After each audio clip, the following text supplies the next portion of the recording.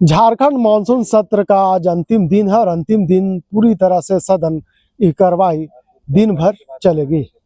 ऐसे में कह सकते हैं कि एक बार फिर से सदन के बाहर विपक्षों ने वही पुराना जो मुद्दा था उसको लेकर फिर से धरना प्रदर्शन पर बैठे। नेता प्रतिपक्ष बाबूलाल मांडी ने रिम्स 2 सूर्या हांसदा जैसे मामलों को लेकर के एक बार फिर से सदन में अपनी आवाज को बुलंद करते हुए नजर आए। साथ ही साथ एसआईआर को लेकर के उन्होंने मांग किया है कि जिस तरह से विपक्ष यानी केंद्र का जो विपक्ष यानी राहुल गांधी जो कांग्रेस के नेता है वो लगातार एसआईआर का विभिन्न प्रदेशों में विरोध करते हुए नजर आ रहे हैं, तो वहीं दूसरी तरफ बाबूलाल मांडी ने कहा कि झारखंड में जिस तरह से झारखंड का जो डेमोग्राफी चेंज हुआ है, यहाँ पे बांग्लादेशी घुसपैठियों का जो आगमन हुआ है, बांग्ला घुसपैठी यहाँ पे वोटर्स बन करके रह रहे हैं। तो ऐसे में झारखंड में बांग्लादेशी का सही पहचान तब होगा जब यहाँ पे एसआईआर जैसे जांच कराएंगे। पहला दिन ही हम सब ने मांग की थी कि भाई सूर्या हांसदा के जिस प्रकार से बेरहमी से उनकी हत्या कर दी गई और सरकार उसको इनकाउंटर बता रही है, और इसीलिए भारतीय जनता पार्टी ये हम सब ने सदन में इसकी मांग रखी कि भाई इस मामले को सीबीआई से जांच कराया जाए, ताकि उनके परिवार ही नहीं आज संपूर्ण झारखंड के लोग चाहते हैं कि सूर्या हांसदा की हत्या की जांच सीबीआई से कराया जाए, लेकिन सरकार इस बात को अनसुनी कर रही है। इसलिए लगातार इन मुद्दों को लेकर के हम लोग मांग कर रहे हैं। दूसरा जो मांग है वो भी आदिवासियों से जुड़ा हुआ है। नगरी में आदिवासियों की खतियानी पहनाई जो जमीन है, उस जमीन पर सरकार की कुदृष्टि आज से नहीं पहले भी 1956-57 में जब बिहार सरकार थी, कृषि विश्वविद्यालय के लिए जमीन एक्वायर करने की प्रयास किए थे। उस वक्त वहां के लोगों ने संघर्ष किया, आंदोलन किया और बिहार के तत्कालीन मुख्यमंत्री को जमीन पर आना पड़ा था, और जमीन देख करके उन्होंने किसानों को कह दिया कि आप जो तो हम इसको एक्वायर नहीं करेंगे। फिर 2012 में उस समय भी IIM और IIIT के लिए उस जमीन पर सरकार की कुदृष्टि पड़ी। उस समय भी लोगों ने आंदोलन किया, लोगों के ऊपर केस मुकदमे हुए, लेकिन किसान अपनी जमीन को नहीं छोड़ा। सरकार उस वक्त पीछे है। बल्कि आप सब लोगों ने भी देखा होगा वीडियो क्लिप में, उस वक्त झारखंड के दिसोम गुरु शिबू सोरेन जी उस जमीन पर गए थे और उन्होंने भाषण में किसानों से कहा था, उस समय भी वो सरकार में थे, और उन्होंने कहा था किसानों को अपने खेतों पर हल चलानी चाहिए और फिर तब कहीं जमीन किसानों की बची। और आज फिर से रिम्स 2 के नाम पर उस जमीन पर सरकार की ये कुदृष्टि और जमीन को छीनने की सरकार प्रयास कर रही है। और उसको लेकर के पिछले दिनों 24 तारीख को आप सबने देखा होगा कि वहां के किसान उस खेत पर प्रवेश किया। सरकार ने लाठी डंडे आंसू गैस चलाए। इसके बाद भी वहां जाकर के लोगों ने जोता और स्थिति ये पैदा हुई। आज जो जानकारी मिली 85 लोगों के ऊपर केस किए। तो इसलिए एक तो हम सरकार से हम लोग बार बार मांग कर रहे हैं, हेमंत सोरेन जी से भी कहेंगे, सदन में भी हम लोगों ने कहा है कि भाई सारे लोग मंत्री जा करके देखे वास्तव में वो जमीन खेती की जमीन है कि पड़ती ऐसे ही पड़ा हुआ है।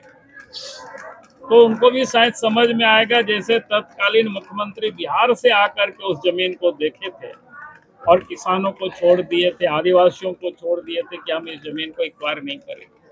आज भी हम सरकार से मांग करते हैं कि वो जमीन किसानों को वापस करे, उस पर अपने जिद को छोड़े, और जिन 85 नेताओं के ऊपर केस किया है उसको सरकार वापस करे।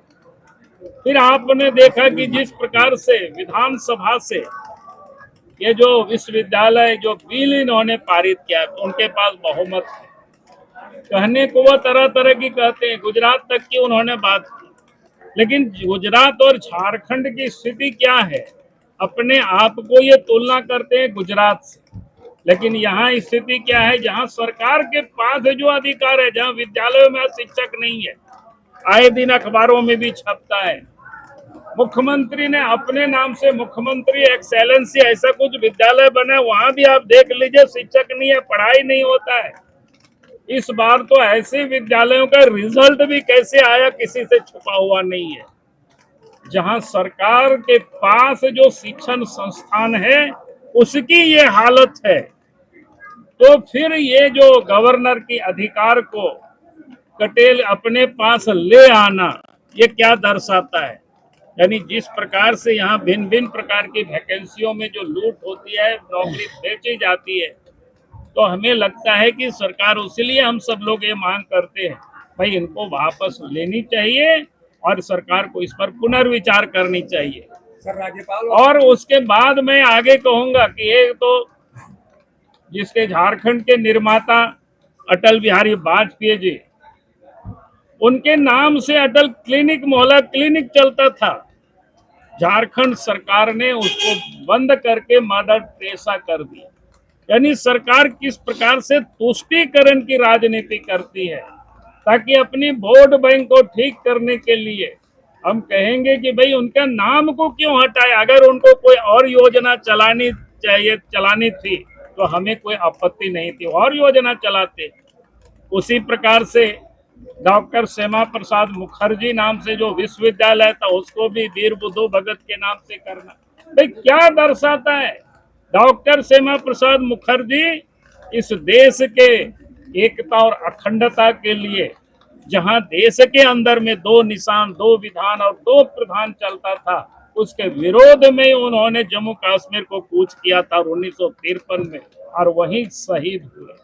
और आज उनके नाम पर अगर एक विश्वविद्यालय है तो उसको नाम हटाने की क्या जरूरत थी?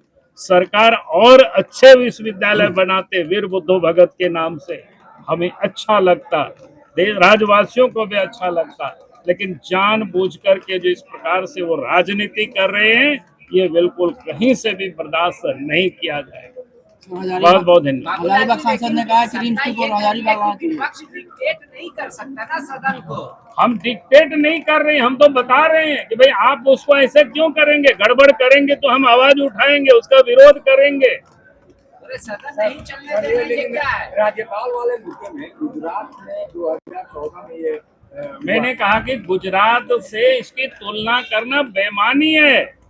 ये तब तुलना कर सकते थे जब गुजरात जैसे ये भी डेवलप होते और ये भी काम करते। यहाँ तो आज दूसरी बात छोड़ दीजिए, इन्होंने बड़ा जोर शोर से मुख्यमंत्री एक्सेलेंसी विद्यालय चलाया, अब उसकी पता कर लीजिए क्या हालत है, वहाँ शिक्षक नहीं है। पिछले बार जो रिजल्ट भी आया उसका कैसा रिजल्ट आया, आप सबको, आपने ही अखबार में आप सब लोगों ने दिखाया भी लोगों को।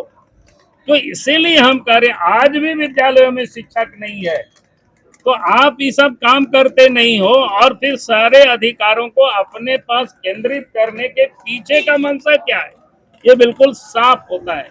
और इसीलिए हम लोग विरोध कर रहे हैं और हम लोग बार बार कह रहे हैं कि भाई आप इसको वापस लीजिए, इसके आप जिद पर क्यों अड़े हुए?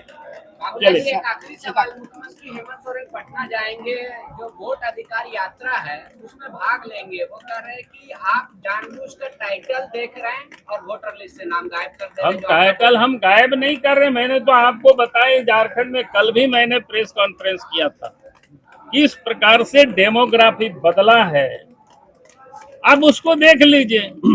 किस प्रकार से सामान्य जो देश में मतदाताओं की जो वृद्धि हुई है और झारखंड में 19 और 24 के बीच में जो वृद्धि हुई है, आप उसको देखेंगे तो आपको समझ में आएगा। उसके बाद एक एक विधानसभा, और मैं तो कहता हूं कि भाई हम क्यों कर रहे हैं, आपके पास पूरा लिस्ट है, नेट में भी डाला हुआ है, एक एक वोटर लिस्ट, आप उसको निकाल करके आप देख लीजिए किन के मतदाताओं की संख्या बढ़ी है, तब आपको ये समझ में आएगा। और इसलिए हम लोग कहते हैं कि भाई एसआईआर हो, बढ़िया से हो, और उसमें सरकार, यहाँ की सरकार को साथ देनी चाहिए, ताकि जो भी गलत नाम, जो भी विदेशी नाम यहाँ चढ़े हुए हैं वोटर लिस्ट में, उन सबको छांटा जा सके, उन सबको हटाया जा सके। मामला यहाँ पे दो तरह का आपने देखा था कि कल जिस तरह से परसों जब सदन की कार्रवाई चल रही थी, वहां पे सदन के भीतर ने सत्ता पक्ष के तमाम सदस्यों ने एसआईआर के खिलाफ प्रस्ताव लाया, जिसपे सभी ने सहमति से पारित कर दिया है। ऐसे में एक तरफ जहां एसआईआर का विरोध किया जा रहा है सत्ता पक्ष की तरफ से, वहीं दूसरी तरफ विपक्ष लगातार एसआईआर के मुद्दे को गर्म करते हुए नजर आ रहे हैं। लेकिन जिस तरह से अंतिम दिन है और अंतिम दिन लग रहा है कि आज कई चीजों पर बहस होना है। आज गुरुजी पर भी बहस होना है, क्योंकि तमाम जो सदस्य हैं सत्ता पक्ष के, उन्होंने कहा कि गुरुजी को राज्य पिता के नाम से घोषित किया जाए। आपने देखा कि रिम्स 2 का नाम गुरुजी के नाम से नामकरण करने की भी बात हो रही है। तो तमाम ऐसी चीजें हैं जो आज सदन के पटल पर रखे जाएंगे। साथ ही साथ अधिक जो ओलावृष्टि हुई है झारखंड में, किसानों को लेकर के परसों सदन के भीतर ही इस मामले को लेकर के सत्ता पक्ष ने अपनी बात को रखा और उस पर चर्चा भी हुई। ऐसे में कह सकते हैं कि सदन के कार्रवाई का अंतिम दिन से एक दिन पहले सरकार ने 2 प्रस्ताव, महत्वपूर्ण प्रस्ताव लाए। व्यावसायिक शिक्षा नीति को लेकर के जिस तरह से उन्होंने सदन के पटल पर अपनी बात को रखने का काम किया और उस पर प्रस्ताविक मोहर भी लगाया गया। दूसरा उन्होंने क्या उच्च शिक्षा नीति पर एक प्रस्ताव लाया था, जिसमें कई तरह के बहस के बाद उस पर भी विधानसभा अध्यक्ष ने मोहर लगाने का काम किया। तो निश्चित तौर पर सदन आज पूरा तरह से गर्म रहेगा। सदन की कार्रवाई आज अंतिम समय तक चलेगी और आज मुख्यमंत्री हेमंत सोरेन का भाषण भी होगा। तो निश्चित तौर पे कहा जा सकता है जिस तरह से अभी सदन की कार्रवाई शुरू हुई है और सदन की कार्रवाई शुरू होने से पहले तमाम विपक्षियों ने एक बार फिर से वही पुराना जो आरोप है सरकार को लेकर के वो लगाते हुए नजर आए। सूर्या हांसदा, सीबीआई जांच हो, रिम्स 2 का निर्माण जहां पे किया जा रहा भूमि अधिग्रहण नगरी का, वहां वापस लिया जाए और उसके बाद एसआईआर झारखंड में होनी चाहिए। एक तरफ जहां विपक्ष लगातार इस मांग को लेकर के सदन के भीतर अपनी आवाज को बुलंद कर रहे हैं, वहीं दूसरी तरफ सत्ता पक्ष इन तीनों मांगों पर पूरे तरह से चुप्पी साधी है। सत्ता पक्ष का कहना है कि जिस तरह से विपक्ष ने लगातार इन मांगों को लेकर के शोरगुल मचा रहे हैं, कहीं ना कहीं अब विपक्ष के पास कोई मुद्दा नहीं है। यही वजह है कि पिछले 4 दिनों से एक ही मुद्दा को लेकर के सदन के भीतर और सदन के बाहर विपक्ष लगातार हंगामा करते हुए नजर आ रहा है। लेकिन सत्ता पक्ष इसी बीच में कई ऐसे प्रस्ताव को सदन के भीतर, सदन के बाहर रखने का काम किया है। सदन के भीतर मंजूरी भी मिली है। तो निश्चित तौर पे कहा जा सकता है कि आज पूरा दिन सदन की कार्रवाई चलेगी और क्या कुछ निकल करके बाहर आता है उस पर हम तमाम अपडेट देने का काम करेंगे। फिलहाल कह सकते हैं कि सदन की कार्रवाई अंदर चल रही है, अभी कोई भी नेता बाहर नहीं निकला है। जैसे ही कोई भी नेता सदन की कार्रवाई के बाद बाहर निकलते हैं, क्या कुछ कहते हैं, तमाम हम अपडेट आप तक पहुंचाने का काम करेंगे। फिलहाल देखिए सदन की कार्रवाई शुरू होने से पहले नेता प्रतिपक्ष बाबूलाल मरांडी और तमाम नेता क्या कुछ कह रहे हैं, सुनिए। प्राथमिकता है और मैं काम कर रहा हूँ। हमारे काम से भाजपा बौखला गई है। देखिए हमारे जो चाहने वाले हैं उनके पास मोबाइल नहीं है, उनके पास उतना दिमाग नहीं है कि भारतीय जनता पार्टी के सोशल मीडिया को काट करें। और कोई भी पोस्ट में आप देखिएगा भाजपा के लोग घुस जाते हैं, अनाप शनाप मुझे लिखते हैं और धमकी भी देते हैं। तो मैं उनसे कहूँगा यार इरफान अंसारी को मार के क्या मिलेगा तुमको। मैं तो पढ़ा लिखा आया हूँ, काम करने के लिए आया हूँ। बदलाव आपको दिख रहा है और जब बदलाव दिख रहा है तो न केवल भाजपा के नेताओं का दुकान चल रहा है बल्कि हमारे पत्रकारों का भी दुकान चल रहा है। तो यही तो काम मेरा है। लेकिन निश्चित तौर पर एक लंबा लकीर मैंने खींचा है। आने वाले दिनों में देखिएगा सबका स्वास्थ्य लाभ हम देंगे और खास करके आज मैं घोषणा कर रहा हूँ हमारे मीडिया कर्मी जो हैं उनके भी परिवार हैं, उनके भी बाल बच्चे हैं और मैं निर्णय लेने जा रहा हूँ कि आप सबको भी हम स्वास्थ्य योजना का बीमा का लाभ हम देंगे। लेकिन आपका सिक्योरिटी रिवाइज होना चाहिए। जिस तरीके से रेट जाना चाहिए मंत्री जी, रेट मिल रहा है। नहीं देखिए सिक्योरिटी मेरा कम कर दे लेकिन हमको धमकी ना दे। धन्यवाद। जी बिल्कुल सहमति है, पर हम तो चाहते हैं उनके साथ भी अन्य जो हमारे क्रांतिकारी वीर रहे हैं, शहीद रहे हैं, उन्हें भी जो है भारत रत्न के लिए उनका भी नाम भेजा जाए। देखिए ये सत्र पूरी तरह से असफल क्योंकि मैं तो ये कहना चाहूंगी आपने सत्र भी ऐसे दौरान में रखा है जहाँ पे सैटरडे और संडे पड़ रहा है। इन्होंने सत्र ही ऐसे देख के रखा है कि जन मुद्दे उठ ही ना सके सदन के अंदर। फिर तीज का त्योहार आ गया, गणेश पूजा आ गया, तो ऐसे समय में इन्होंने सत्र रखने का जो है ये लागू किया कि इस समय हम सत्र रखेंगे। तो ये मुझे तो भाग रही है विपक्ष के सवालों से। बिल्कुल भाग रही है, वो जवाब देना नहीं चाहती है। आप सत्र का यही सीजन ही देख लीजिए ना, जो 5 दिन जो 7 दिन चलना था वो ढंग से चलन ही नहीं पाया। अच्छा मैडम, मंत्री जी ने मैडम चला इसलिए क्योंकि आप लोग हंगामा कर रहे थे ना, सत्र तो इसलिए नहीं चला। हंगामा किस लिए कर रहे थे? हम अपने लिए कर रहे थे कि जनता के लिए कर रहे थे, कि जनता के मुद्दों को लेकर कर रहे हैं। का मामला लगता है पीछे चल अच्छा रहा है। पूर्णिमा जी, अभी कोई भी नहीं, साथ में ही है, जो सत्ता पक्ष है वो देखना नहीं चाह अच्छा रहे। पूर्णिमा जी, मंत्री जी ने कहा है कि राज्य सरकार की जो एजेंसियां हैं वो सक्षम है, हमें नहीं चाहिए सीबीआई। देखिए, राज्य सरकार की एजेंसियां तो राज्य सरकार की जो सत्ता पक्ष में बैठे हैं उन्हीं के लिए सक्षम है, बाकी जनता के लिए सक्षम नहीं है। ये तो तानाशाही पर आज कर आए हैं। तानाशाही के चलते सभी संवैधानिक मूल्यों को ताक पर रख दिया गया है। और क्या कहना चाहूँ, सभी जनता जाने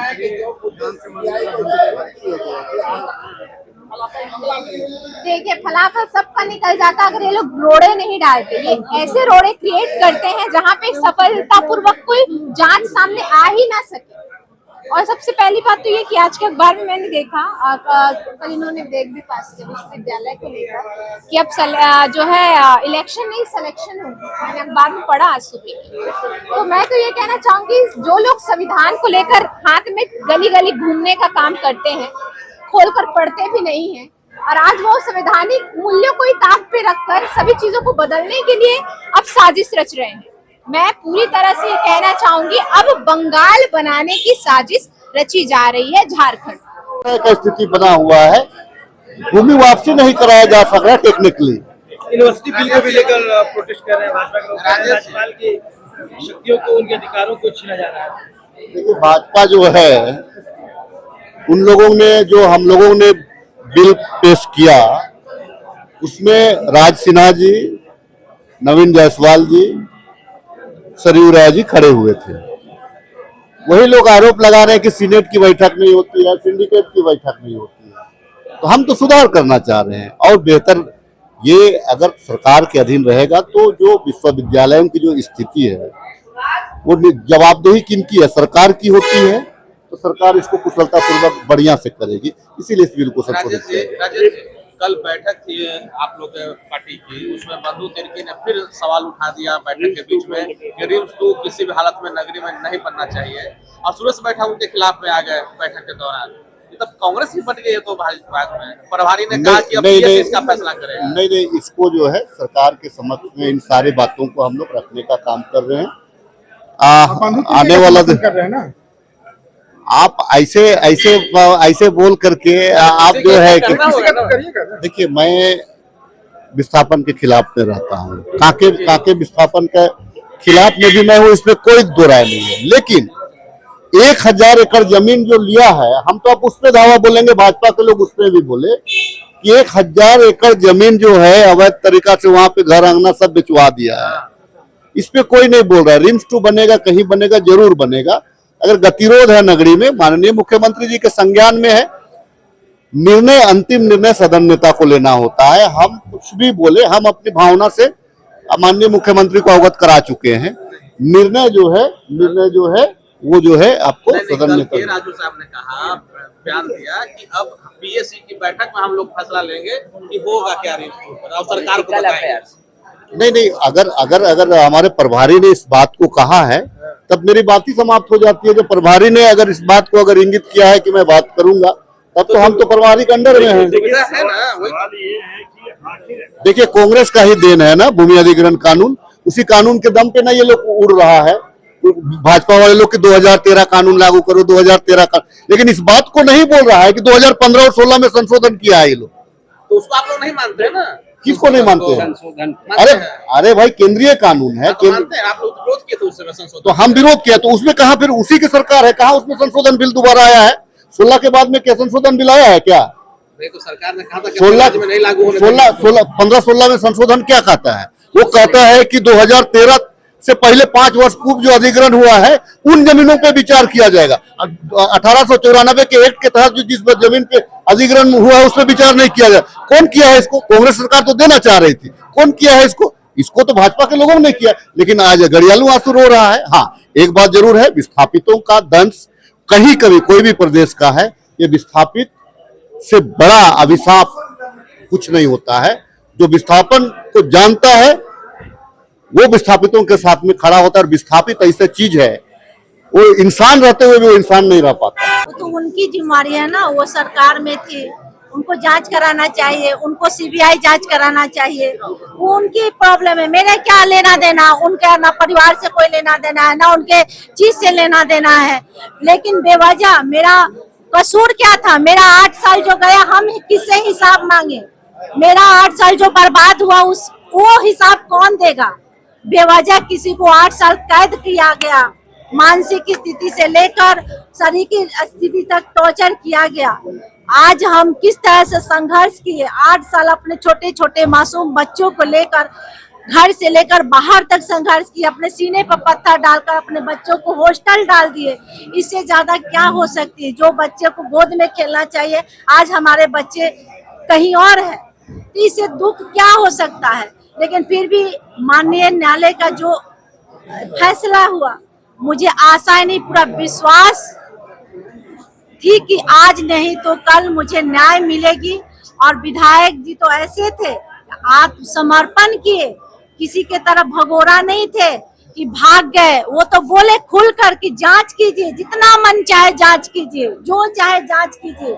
लेकिन लोगों ने जांच नहीं कराया। लोगों का तो एक ही मानसिकता थी कि इनका राजनीतिक कैरियर खराब करे, इनका जो छवि है उनका खराब करे, इन पे दाग लगाए। जो उनका कामयाब हम नहीं होने दिए। और घर के बाहर हम जब निकले थे, एक ही उद्देश्य से निकले कि जो साफ सुथरा छवि है उनको फिर से हम उसी तरह उसी रूप में हम घर वापस लाएंगे। आज मुझे खुशी हो रही है। प्रभु श्री राम भोलेनाथ सबका कृपा और आशीर्वाद और पूरे कोयलांचल की जनता का आशीर्वाद मेरे ऊपर रहा कि श्री राम जी का वनवास खत्म हुआ। हम तो यही माने, हम कभी जेल नहीं मान रहे हैं, क्योंकि जेल सुनकर भी हमको शर्म लग रहा है कि बेवजह कोई 8 साल कैसे रह सकता है। हम यही जान रहे हैं कि उनको भी कहीं वनवास गए और वनवास खत्म हुआ, घर वापस आए। बहुत जल्द अपने परिवार, अपने घर, अपने लोगों के बीच रहेंगे और हंसता खेलता। लोग कह रहे हैं कि धनबाद कोर्ट के फैसले को चैलेंज करेंगे, हाई कोर्ट में जरूरत पड़ी तो सुप्रीम कोर्ट तक जाएंगे। वो कहीं भी जाए, सच्चाई उनके साथ जाएंगी और हम हर जगह जाने के लिए तैयार है। मुझे कोई गम नहीं है, न्यायालय पे विश्वास है, कल भी था, आज भी है और आगे भी रहेगा। हमको कोई डर नहीं है, उनको डर है जो सरकार में रहते हुए न सीबीआई जांच कराया, न सत्ता में रहते हुए उन लोगों ने कभी कोर्ट में आया, न कभी कुछ पक्ष रखा और झूठ का बुनियाद पे ये केस खड़ा था। शायद आपको पता नहीं है, इस केस के पूरा ब्यौरा पढ़ लीजिए। एक भी साक्ष्य नहीं है, पूरा बेल दिया गया, जो पूरा बाइज्जत बरी किया गया, उसमें आप पढ़ लीजिए कि एक भी ऐसा कुछ सबूत नहीं है। इन लोगों ने झूठ के बुनियाद पर, और जिन लोगों ने 8 साल का हम बदला लाएंगे, इसलिए कि मेरा जो 8 साल बर्बाद हुआ है, जिन अधिकारी जो अधिकारी इसमें सम्मिलित है विधायक जी को फंसाने में, षड्यंत्र करने में, वो सारे अधिकारियों को उस जगह पे घसीट कर ले जाएंगे ताकि उसको भी दर्द महसूस हो, घर परिवार का दूरी क्या होता है, और तभी उसको पता चलेगा। नहीं तो आम पब्लिक का तो विश्वास उठ जाएगा कानून पे से। अगर आज हमारे साथ हुआ, कल किसी और के साथ वो करेगा। इसके लिए कभी उसको बख्शेंगे नहीं। आज के बाद मेरा वही उद्देश्य, मेरा तो काम अब खत्म हो गया। अब मेरा एक ही काम रहेगा कि सारे अधिकारियों को उस जगह पे हम पहुंचाएंगे। खुश है, आप सभी को धन्यवाद है। संजीव जी का स्वास्थ्य कैसा है? अच्छे हैं, डॉक्टर की निगरानी में है, बहुत जल्द स्वस्थ होंगे, बहुत जल्द अपने लोगों के बीच रहेंगे। विधेयक को हाउस में लाके पूरी चर्चा के बाद वो विधेयक पारित किया गया है और कई बातों में विपक्ष खुद ही इस बात को लाया कि किस तरह से अराजकता फैली हुई थी, कैसे नियुक्तियों में परेशानी हो रही है। तो मुझे लगता है ये स्टेट के फेवर में ये हुआ है, स्टूडेंट्स के हित में हुआ है, राज्य के बच्चों के हित में हुआ है और इसका स्वागत विपक्ष को भी करना चाहिए।